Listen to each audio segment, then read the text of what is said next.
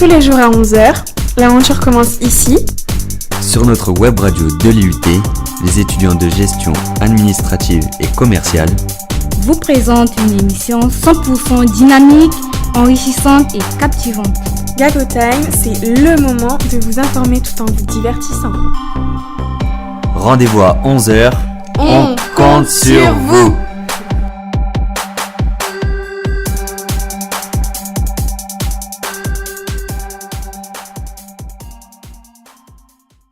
Bonjour et bienvenue sur le plateau de Gago Time. Vous écoutez la web radio de l'IUT Littoral Côte d'Opale. Aujourd'hui, le sujet porte sur les études à l'étranger et plus précisément sur les avantages et les coûts d'études à l'étranger. Avec nos chroniqueuses Julie et Hulda qui vont davantage vous éclairer sur ce sujet qui me semble important pour tous les étudiants. Alors bonjour Julie, bonjour Hulda. Bonjour Corentin.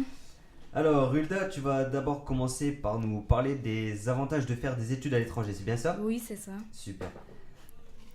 Avec comme question par exemple, pourquoi étudier à l'étranger et aussi qu'est-ce que cela peut nous apporter ? Je rappelle que cette émission est réalisée entièrement par des étudiants de DUT GACO, donc de gestion administration, dans le cadre de TD de communication. Alors Hulda, tu vas donc nous parler des raisons de partir étudier à l'étranger, c'est ça ? Tout à fait Corentin. Selon Le Monde, un étudiant français sur 3 est parti étudier à l'étranger en 2016. Pourtant, nombreux sont les avantages pour les étudiants de partir étudier à l'étranger. En effet, un épanouissement personnel est garanti et c'est une expérience unique pour gagner en maturité ainsi que prendre confiance en soi. Bien sûr.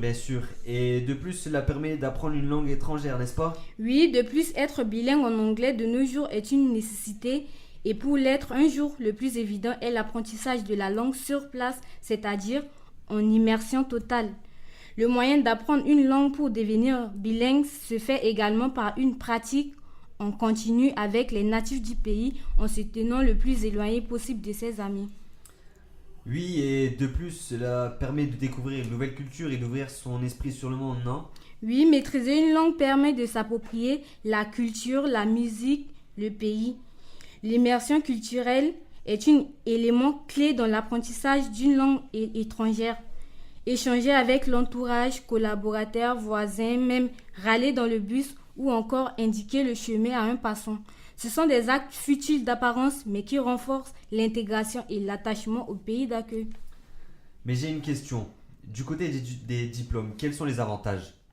Aujourd'hui, étudier à l'étranger est plus que jamais un passeport pour l'emploi. Un parcours international a plus de valeur pour le recruteur.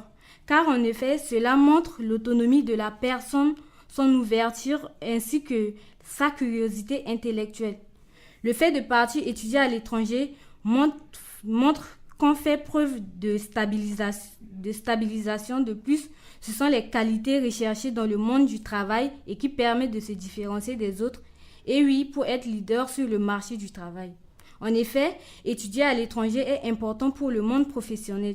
Cela apporte beaucoup de qualités et permet d'arriver sur le marché du travail avec certains avantages. Et c'est la Commission européenne qui le dit.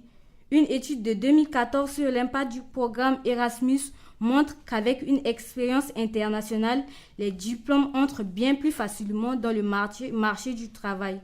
Le risque de devenir chômeur de longue durée est 2 fois inférieur par rapport à ceux qui sont restés dans le même établissement au pays durant tout leur cursus. Puis les études à l'étranger permettent de faire des rencontres et repartir dans son pays, sûrement avec des souvenirs plein la tête, c'est ça ? En effet, il y a beaucoup d'avantages à tenter cette expérience.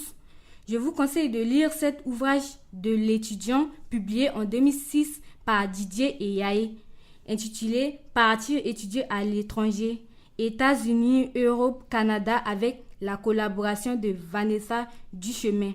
Afin de répondre à vos questions, il est disponible à la Bulco, qui est la bibliothèque universitaire de la Côte d'Opale. Dans son discours du 26 septembre sur la refondation de l'Europe, Emmanuel Macron s'est penché sur la question culturelle et éducative européenne et selon lui, chaque jeune européen devait passer au minimum 6 mois dans un autre pays que chaque étudiant parle 2 langues européennes d'ici 2024. C'est pourquoi ils envisagent la création de réseaux d'universités européennes qui permettraient d'étudier à l'étranger et de suivre des cours dans leur langue, dans 2 langues au moins. Merci beaucoup Hilda, je pense que ça répond à beaucoup de nos questions et surtout à beaucoup de questions des étudiants.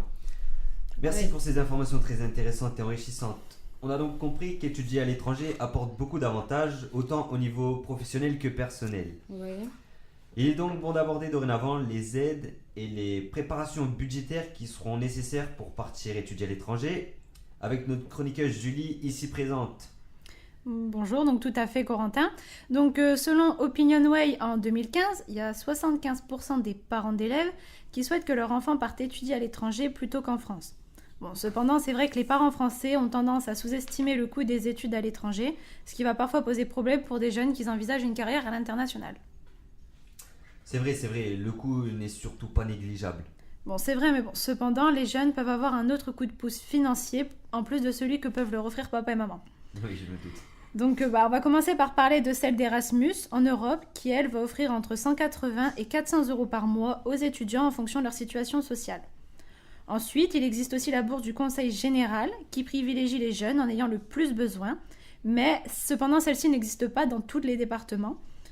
Donc figurez-vous par contre que nous, nordistes, nous sommes chanceux car notre département nous offre la possibilité de partir étudier ailleurs avec la bourse régionale du Nord et celle du Pas-de-Calais. Oui, mais même s'il existe des aides, on ne peut pas nier que le tout total refroidit quand même pas mal. C'est vrai, mais bon, c'est pourquoi qu'il est surtout nécessaire de bien s'informer sur les aides. Donc maintenant, je vais vous parler aussi de l'aide du Conseil régional, qui, elle, va offrir une bourse qui prend en compte différents critères. Donc, elle peut aller parfois jusqu'à 450 euros par mois pour les régions les plus généreuses. Non, c'est quand même généreux. Pas mal. C'est déjà pas mal pour certains qui attendent toujours un peu plus et qui ont besoin d'un petit coup de main.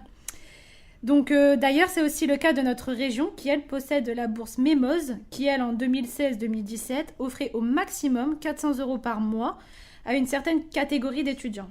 Et d'ailleurs, figurez-vous aussi qu'il est possible de cumuler différentes bourses, mais bien sûr tout en respectant une limite de montant, il ne faudrait pas abuser. Mais en ce qui concerne le rêve américain qu'ont beaucoup de jeunes, est-il vraiment accessible ? Oui, bien sûr, mais bon, il est vrai que les États-Unis restent le pays le plus cher pour y étudier. Il faut parfois jusqu'à prévoir à 160 000 ou 170 000 dollars, c'est-à-dire entre 135 000 et 144 000 euros. Pour un seul cycle d'études, c'est-à-dire pour 2 à 3 années d'études. Donc cela, on constate que ça coûte 3 fois plus cher qu'en France, où l'on serait ici autour de 38 000 euros. Mais bon, il reste quand même important de dire que les États-Unis offrent toujours la qualité d'enseignement la plus élevée du monde, avec ses universités prestigieuses, comme on connaît tous Harvard ou Stanford. Oui, bien sûr. Mais surtout, vaut mieux, parce que vu le prix que ça coûte... Ouais, c'est vrai, mais bon, il existe tout de même une bourse qui va permettre de nous envoler aux États-Unis, qui est la bourse Fulbright, qui est basée sur le mérite pour aider nos futurs franco-américains. Oui. Mais celle-ci n'est pas accordée à n'importe qui, pardon. C'est d'ailleurs pour cela qu'il reste important de s'informer sur la totalité des aides. Certes, mais bon, s'informer sur les aides financières n'est pas la seule chose à prévoir avant de s'envoler partir étudier. J'ai aussi d'autres conseils donc, pour éviter les mauvaises surprises. D'abord, il serait surtout judicieux d'ouvrir un compte bancaire local. Il existe d'ailleurs beaucoup de banques dites International Student Friendly qui disposent d'offres simples et adaptées aux attentes d'un étudiant international souhaitant lui réduire ses frais bancaires. De plus aussi, il est important aussi de prévoir des moyens de paiement acceptés à l'étranger pour éviter les mauvaises surprises. Il est donc important de s'informer sur toutes les aides disponibles et les démarches à suivre avant de s'envoler partir étudier à l'étranger. Oui, merci beaucoup Julie, merci pour tous ces conseils. Nous voici maintenant informés sur les différentes aides et les quelques conseils financiers qui peuvent nous permettre la réussite de ces études à l'étranger. Il est maintenant temps de passer à notre séquence L'étranger pour tous, ce que je pense tout le monde attendait, avec notre chroniqueuse Julie. Alors Julie, qui avez-vous interviewé cette fois-ci, pardon ? Cette fois-ci, j'ai été interviewer un étudiant parti étudier il y a quelques années, ou l'année passée, il me semble, au Canada, dans une université qui s'appelle l'université de Chicoutimi, il me semble. Donc maintenant il habite à Lille, il est parti étudier une année là-bas. Donc je vais vous laisser, comme moi j'ai découvert, son expérience et son avis, ce qu'il en a pensé, les conseils qu'il va pouvoir vous donner. Je pense que ça intéressera beaucoup de jeunes qui se posent la question de comment ça se passe pour s'envoler, partir à l'étranger. Très bien, je pense que ça va répondre à de nombreuses questions de nos étudiants. C'est bien ça, je pense, oui, parce qu'il y a beaucoup d'étudiants pour moi qui vont se poser la question de comment ça va se passer, si les coûts sont pas trop élevés, si on n'a pas peur, si on n'appréhende pas. Et je pense que oui, ça va aider beaucoup de monde à pouvoir être rassuré par rapport à toutes les questions qu'ils ont et les appréhensions. Eh bien, écoutons cela.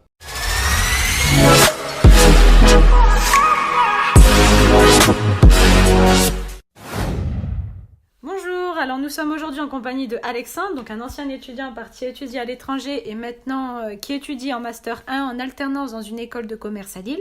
Alors bonjour Alexandre, donc vous êtes ici avec moi aujourd'hui pour faire partager votre expérience par rapport à vos études à l'étranger, c'est bien ça ? Bonjour Julie, alors oui effectivement c'est bien ça. Alors tout d'abord, pouvez-vous nous dire où vous êtes parti ou pendant combien de temps ? Alors je suis parti au Canada à l'université de Chicoutimi durant 6 mois. D'accord, super. Donc en un seul mot, comment vous pourriez me décrire votre ressenti par rapport à cette expérience, que vous en pensez ? Bah génial, tout simplement génial, c'est vrai que c'est une expérience, une super bonne expérience, une expérience enrichissante, donc non c'est vraiment top, vraiment c'est vraiment le seul mot qui me vient à l'esprit. Et en ce qui concerne l'intégration, c'était plutôt difficile ou vous avez vécu ça comment en fait ? Oh non, c'était hyper simple, c'est vrai qu'il n'y a pas la barrière de la langue, donc on ne doit pas parler anglais, espagnol, allemand ou autre, donc déjà ça enlève un poids, donc ne serait-ce qu'au niveau de la sociabilité, sur la rencontre des gens, de parler avec des gens, comprendre des gens, leur expliquer des choses, c'est beaucoup plus simple, on est un peu plus à l'aise et ça permet un peu moins de paniquer, donc tout de suite de plus vite s'adapter au nouveau pays. Donc vous n'êtes pas senti rejeté ni même exclu par rapport aux autres étudiants ou par rapport aux Canadiens même ? Non, pas du tout. En plus, ils ont l'habitude de voir des Français. Il y a plein de Français qui travaillent là-bas. Il y a des étudiants, c'est assez cosmopolite. On se sent plutôt comme à la maison, si on peut dire. D'accord. Et dans le pays lui-même, est-ce que c'est plutôt différent ou c'est à peu près le même ressenti que vous avez eu à l'université ? Non, c'est la même chose. Après, c'est vrai que c'est assez vaste. Donc, d'une ville à l'autre, la culture ou la mentalité peut légèrement changer, comme ça peut l'être en France. Mais sinon, non, pas de grand bouleversement. D'accord. Donc maintenant ici, je vais vous poser une question sur quelque chose qui a plutôt tendance à freiner les étudiants. Donc en ce qui concerne les aides financières, est-ce que vous avez eu une aide pour aider à régler vos frais de scolarité ? Alors, ça c'est une bonne question. Alors je sais qu'à l'époque c'est mes parents qui géraient ce genre de choses, mais ici il me semble que j'avais eu la bourse d'exemption de frais de scolarité. Alors, mais je crois qu'il n'est pas possible de l'avoir pour tout étudiant. Si l'étudiant il a déjà le droit à une bourse concernant l'entente entre la France et le Canada, après il doit en exister d'autres. Il y a différentes modalités à remplir, mais il existe des aides dans tous les cas. C'est vrai qu'il y a possibilité de recevoir des aides. Donc voici ici une chose qui va plutôt encore encourager les étudiants à partir. Oui, non, faut pas que ce soit un frein. On est de plus en plus tourné vers le fait de travailler à l'étranger, d'étudier à l'étranger. Donc il y a de nombreuses aides, de nombreux organismes. Voilà, il y a différentes modalités à remplir, mais si on s'y prend à l'avance, qu'on en est organisé, voilà, ça fait toujours un coup de pouce qui n'est pas négligeable. C'est d'ailleurs l'un des objectifs premiers de notre président Macron, c'est ça ? C'est ça, ouais. D'après son programme, ça va être plus tiré vers cet aspect. D'accord. Donc maintenant, en ce qui concerne l'agencement de vos journées scolaires, est-ce qu'elles étaient plutôt différentes ou identiques à ce que vous aviez connu en France ? Non, c'était relativement identique. Il n'y a pas de grands bouleversements ni de grands changements. C'est à peu près la même philosophie universitaire. Peut-être un peu plus léger ou ne serait-ce mieux agencé l'emploi du temps, mais sinon, non, c'est la même chose. Donc vous n'avez pas connu un emploi du temps vraiment différent par rapport à ce que vous aviez maintenant ou ce que vous aviez connu avant ? Non, après ça dépend du niveau d'études, de plein de choses, mais non. Moi, je sais que j'avais pas cours le vendredi après-midi, donc c'était plutôt cool, mais sinon la semaine c'était bien fourni, c'était pas énorme, mais c'était classique, j'ai envie de dire classique. D'accord, super, ça au moins ça fait aussi un avantage pour les étudiants qui s'inquiètent par rapport à la charge de travail. Non, faut pas du tout. D'accord, donc pour finir maintenant, si vous auriez un conseil à donner aux futurs étudiants voulant partir à l'étranger, lequel serait-il ?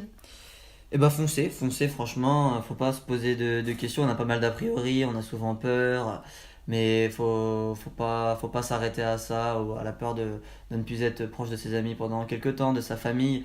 Mais c'est une expérience tellement enrichissante de rencontrer de nouvelles personnes, une nouvelle culture, de nouvelles habitudes, de s'ouvrir l'esprit, etc.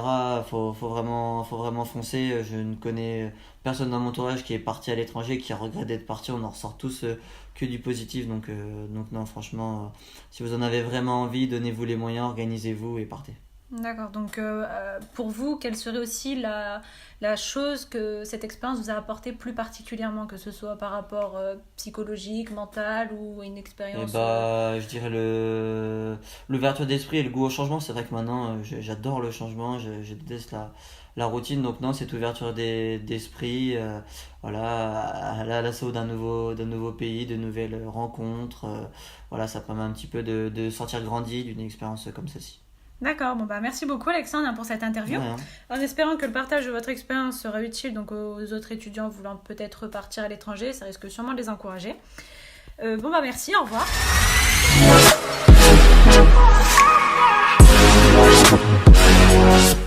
Vraiment super intéressant cette interview, Julie. Merci beaucoup. Mais y a pas de quoi. Je pense que tu as dû vraiment apprécier cet échange avec quelqu'un qui a véritablement vécu cette expérience et qui a pu te donner, je pense, son point de vue et ses opinions sur ce voyage. Oui, totalement, parce que je pense qu'il y a mis du cœur, qu'il a découvert pas mal de choses, que pour lui-même, il a beaucoup aimé et qu'il fait partager son expérience aux étudiants. Je pense que même les étudiants eux-mêmes ont pu apprécier ça et ça les aide. Et surtout, je pense que cette interview a pu répondre à beaucoup des questions de vous, jeunes étudiants, et peut-être vous a donné envie de participer à cette expérience. Eh bien voilà, merci, cette émission est terminée. J'espère que vous avez trouvé cette émission très intéressante et que ça a répondu à nombreuses de vos questions. Je vous remercie beaucoup. J'espère que je vous souhaite plutôt une bonne réussite, un bon courage, et je vous dis à bientôt pour de nouvelles aventures sur Gaco Time. Merci beaucoup. À bientôt, au revoir. Au revoir.